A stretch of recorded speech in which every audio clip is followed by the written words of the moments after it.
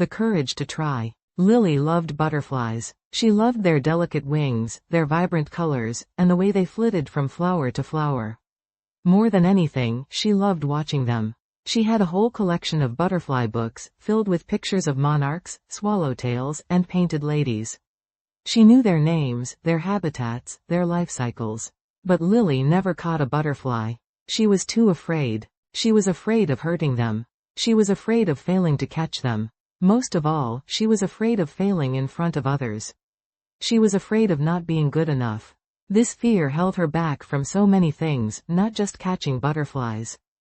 Lily was a shy girl. She rarely spoke in class, preferring the quiet company of her books. She avoided joining sports teams or clubs, afraid of making mistakes and being judged. She even hesitated to ask for help when she needed it, fearing rejection. Her life felt like a beautiful garden viewed from afar, lovely to look at, but unattainable. One day, her teacher, Mrs. Peterson, announced a school science fair. The theme was, Nature's Wonders. Lily immediately thought of butterflies.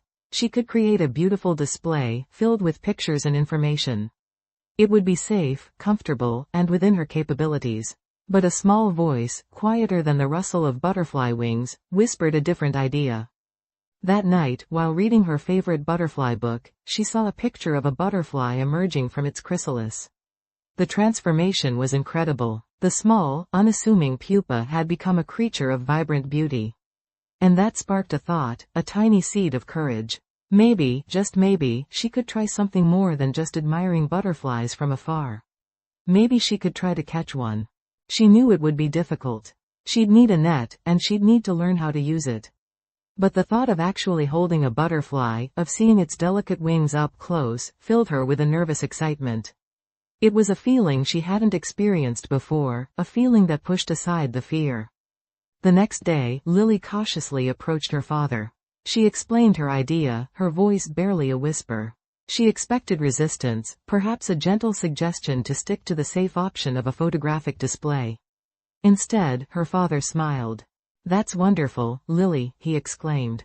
"Catching butterflies is a challenge, but I can help you."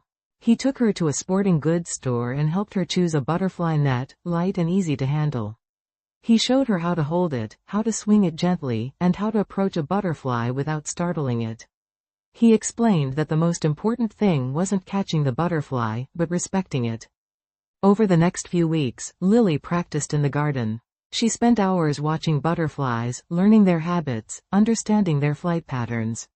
She made mistakes, she fumbled the net, and she missed more than she caught. But with each attempt, her confidence grew. The fear remained, a faint flutter in her chest, but it no longer paralyzed her. It became a challenge, a hurdle to overcome. And with each successful swing, each gentle capture, and each safe release, the fear diminished and the joy intensified. She started small, practicing with harmless moths and other insects. The skill she gained helped her to gather enough confidence to start trying to catch butterflies. Her first attempt with a butterfly ended in a near miss, the butterfly escaping at the last second, but she wasn't disheartened. She kept practicing. Eventually, she managed to gently catch a small painted lady. Her heart pounded with excitement and a surge of pride. She carefully observed it for a few minutes, marveling at its beauty, before gently releasing it back into the garden. For the science fair, Lily decided to combine her two ideas. She created a beautiful display with photos and information about butterflies, but she also included a section on her journey to catching one, documenting her successes and failures. She even included a small video of her gently catching and releasing the painted lady. The judges were impressed by her project. They praised not only her knowledge but also her courage and perseverance. Lily's display won first prize.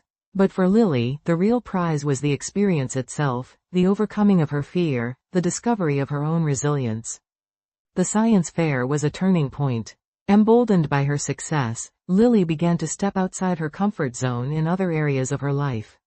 She joined the school drama club, initially terrified but eventually finding a love for acting. She volunteered at the local animal shelter, overcoming her fear of interacting with strangers. She even started speaking up in class, offering her insights and opinions. The journey wasn't always easy. There were setbacks, moments of self-doubt, and times when the fear threatened to return. But Lily now had a new tool in her arsenal, the knowledge that she could overcome challenges, that she had the courage to try, and that even the smallest steps forward were significant victories. One sunny afternoon, a few months after the science fair, Lily sat in the garden, her butterfly net at her side. She wasn't trying to catch a butterfly this time. She was simply enjoying the beauty of the garden, the vibrant colors, the sweet fragrance of the flowers, and the graceful dance of the butterflies. She knew she could catch them if she wanted to. But more importantly, she realized she no longer needed to. She had learned that the true reward wasn't in the catching, but in the courage to try. And that courage, she knew, was a butterfly of its own, beautiful, resilient, and capable of soaring to heights she never thought possible. She had found the courage to try, and in doing so, she had discovered a strength she never knew she possessed. She smiled, a genuine, confident smile. The butterflies fluttered around her, seemingly celebrating her triumph. And as the sun dipped below the horizon, casting long shadows across the garden, Lily knew that her journey of courage was far from over. There were many more butterflies to watch, many more challenges to face, and many more adventures to embark upon. And she was ready. She had the courage, not just to try, but to thrive. The following chapters expand on Lily's experiences in various aspects of her life. Chapter 2. The Stage Fright. Lily's experience with the butterfly net built her confidence, but joining the school drama club proved to be a completely different challenge. She initially felt crippling stage fright. Rehearsals were nerve-wracking, the spotlight felt like a predator, the audience a judging jury. However, she applied the same determination she used with the butterflies. She practiced diligently, memorizing lines, working on her expressions and voice projection. She sought help from her fellow actors, asking for feedback and advice, showing her vulnerability and unexpected strength. She failed many times and stumbled through lines, but she never gave up. Slowly, the stage fright transformed. It didn't entirely vanish, but it became manageable, a feeling she could control. The performance night was exhilarating, a testament to her bravery. She wasn't flawless, but the audience appreciated her effort and she received a standing ovation. The experience reinforced her belief in the power of perseverance and the importance of seeking support. Chapter 3. A Helping Hand. Lily's volunteer work at the animal shelter tested her social skills. She was initially hesitant to approach the animals, let alone the people visiting. Her fear of judgment returned, but this time she had tools to fight it. She started with simple tasks, cleaning cages and feeding animals. Gradually, she built her confidence, learning to handle the animals with gentleness and care. She learned to talk to people, visitors who wanted to adopt pets, volunteers working alongside her, the shelter staff. She discovered a talent for comforting anxious animals and connecting with people who shared her passion for animals. She learned that kindness could overcome fear, and that helping others helped her just as much. Chapter 4. Finding her voice. In class, Lily's newfound confidence blossomed. She still wasn't a chatterbox, but she participated in discussions, expressing her thoughts and opinions. She realized that her contributions were valued, and that her voice had a strength she hadn't known before. She discovered a talent for clear and concise articulation, and her peers appreciated her thoughtful observations. She learned that sharing her ideas did not invite rejection, but rather welcomed participation and acceptance. Chapter 5. The Unexpected Friendship. Through her experiences, Lily formed a strong friendship with another student named Tom. Tom was initially shy like Lily. However, he admired her courage and determination.